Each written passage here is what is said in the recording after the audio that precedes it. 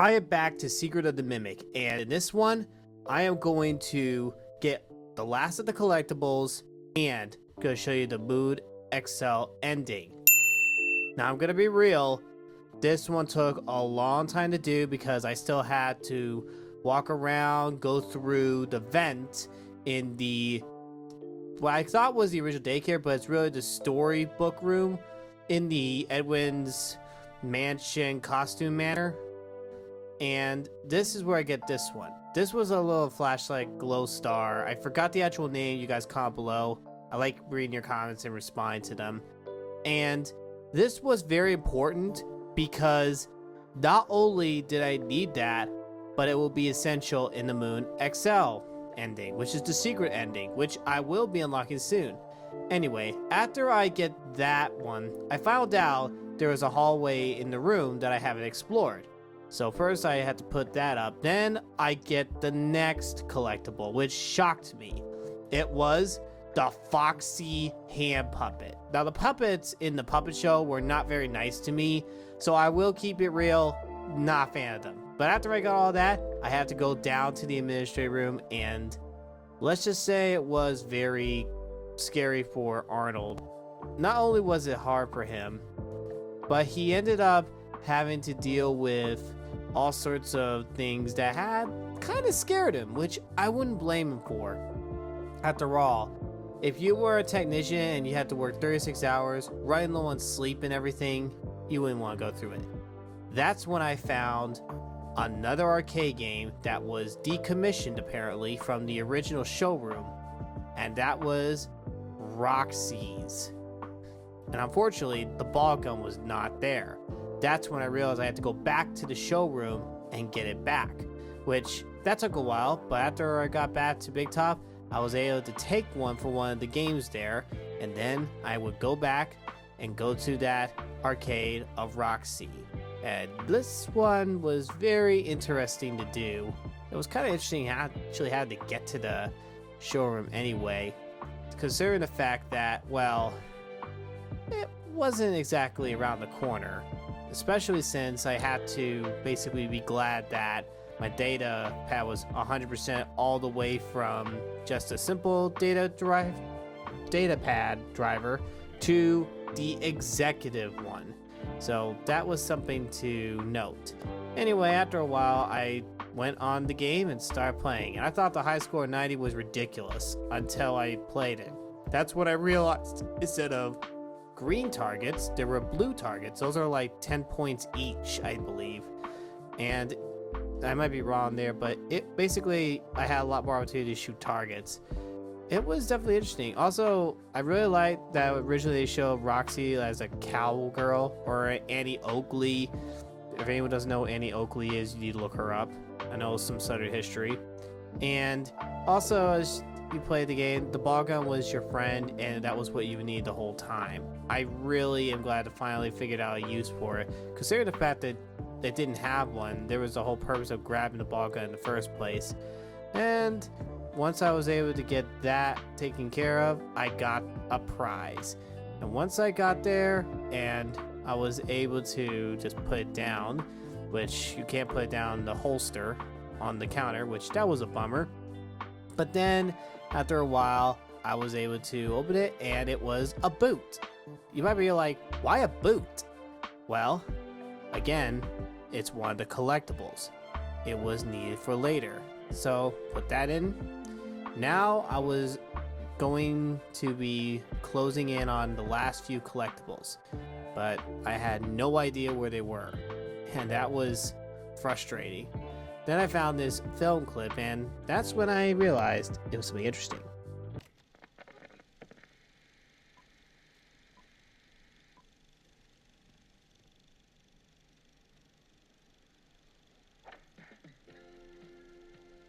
Looking for a groovy place to boogie? Roll on down to Chica's Party World. Chica's craving burgers, fries, cupcakes, and more. Bring the whole family and meet Chica in person. So after I watched the clip, that's when I looked at the logs, and this is where the logs show more Easter eggs of what's been going on, including reading about the monitoring, about everything that's going on. There's always something bad going on at Edwin Murray's costume manor. It was kind of interesting. Then after a while, I started walking around, went back to the story room thinking that I missed something, which I didn't. But I did have to go back and find the mail slots back in the administration office, which this was a very hard level to do, because if you don't even watch yourself, Chica will find you. And I had to hide in the locker quite a few times to survive her.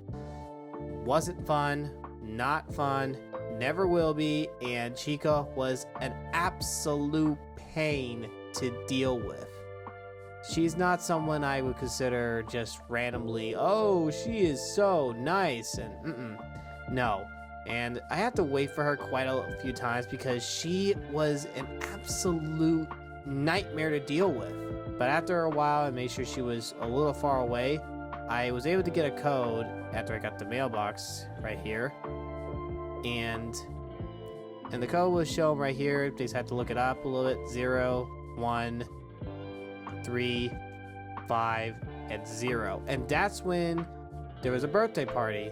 Edwin Murray had a birthday party for his son David, but unfortunately it never happened because he passed away. That's when we found this prize. This was the 24th out of 25 collectible, and this was the cupcake, which was actually the birthday cake. It was sad. After putting it up though, I got more logs, and this revealed the timeline of the original party and everything, only to get canceled due to tragic events and everything. It was not a good experience for Edwin Murray whatsoever, and I personally wouldn't blame him. I feel stupid recording this, but I just hope somehow that you can still hear me. I can't do this alone. The change orders are killing me. Our employees, my friends, they keep leaving. The money's gone. I just need to finish the new Fazbear project, and then everyone will come back. We can get back to normal. I miss my friends. Our friends. I miss you. I miss you more than you'll ever know. After a while, I realized, Aaron, there's still one thing you haven't gotten. David's blocks. That's when it hit me. I had to go up on the moving up and down monorail in the warehouse. And that's when I need to get in that clown. There was one more collectible this whole time. David's blocks. Why would David's blocks be there? Well, you'll find out when we play Moon XL. And this was not something that was fun or enjoyable at first to get to because I didn't have a good aim at the time. But after playing 2 rounds, this is the thing, you gotta play 2 rounds of the clown game. That's when you were like, okay, it's time. It is time to finally get this done. So I was able to knock down the teeth of that clown. And after that, I was able to break the rules and go in. And that's when I got under and then got this, David's blocks. This was pretty sad. And after a while, we finally were playing the Moon XL game. Now, the first thing you have to do, you have to fix the 3 masks after collecting all of them. You have to escape from your house first, and then make sure you get all the collectibles on the Moon XL game. You have to get the bow from the statues, then you have to get the sewing kit from a burnt down seamstress store, then you have to find Foxy's hand puppet in the game, in the pond, in a boat. So that's how you can find them. And after a while you fix them, basically the woman who's there, whose name is Sun, who's very happy that you're able to fix them, by the way, as soon as you fixed the mask, she was able to show you a reward. And that reward was none other than a mask. Not just any mask, a baby owl mask. This mask would help you go into a dark cave in a Moon XL game. And that alone was very interesting to deal with. The reason is that that mask is a disguise from Moon himself, thinking that you were the baby owl and not a kid. Then as you go into the cave, you go on another mission once again. You go down the path, and that's when, as you go deeper and deeper into the cave, there's broken pieces pretty much everywhere. That's when there was the vacuum, which apparently did some damage in the past. You guys could comment below how in the world that happened. After going down the path, you find the hammer. This is going to be important. You need to have that hammer with you, otherwise you'll never be able to complete the mission of what you wanted to do, which is unfortunate, but it has to be this way. And the hammer was a much needed necessity. Now there's this statue.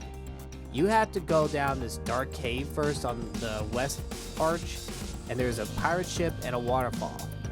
The pirate ship has a net that you will be needing, and that helps you get the mask that's in the pond. And there is also what's underneath the waterfall, there's a treasure chest. Now, on the north arch, there is a code. Left, right, left. That is basically the dial code to help you get this treasure chest open, so that way you could get one of the arms. This is important that you hear this out. Then you have to go back, get the hammer, and break this crystal and get the other arm. Once you got them together, you begin to teleport into a restaurant atmosphere. And that's when everything comes together. First, you have to get the FanFest, then you trap Jackie the Jack-o'-lantern into the boots. Yes, the boots. Then you get a gift. The blocks that spell David. This will be important for later. Then you give the ticket book to Big Top. And after he shuts down, you open the gift. And what is inside? A ball that has David on there. It's very sad. And then finally, after you spin the prize wheel, you go into the rainbow doors, and that's when you see one more problem. Broken dolls. Or should I say broken animatronics. And remember Nurse Dolly, the one animatronic I never really trusted that much? You kind of had to trust her. And right here, you got the doctor kit, so you fix up the duck and elephant. She celebrates and leaves you the birthday cake, which is really the cupcake. And after that, you decide to go through the next area, which is under the garage door, and you give the cupcake to Chica, who is overjoyed in happiness. And then, after all that, you go into a room. Now, be very careful as you point this out, because I messed this one up. There is a book there that tells you where you need to go. The moon is where you put the ball in. The blocks is where the star is, and the tiger is the snow. Basically, that's the riddle that you need to know. Then as you go into the closet, there's a data pad center thing. And after you finish the code, which you get another feature. But before you do, and to get success, you see sun. And this what ends up happening. The sun and moon are divided now. Basically meaning light and dark are divided. This is the moon and sun that we have to eventually deal with in Security Breach. So it's another connection nonetheless. And after you accept the glitch permission, which is important, that's when it all comes together. Oh, and by the way, you need to open the parachute ending as well. Basically meaning that you gotta open up the actual parachute lock, much to the dismay of the so-called dispatch. And I hate to break it to you, that's not dispatch, that's the mimic. And then after all that, where we currently reside, we have to do the goodbye ending. That is when we have to get out of there. And that's where we end up here. If you enjoyed this, I'll see you in the next video. And I hope you guys have a good day. God bless you rock. Don't forget it.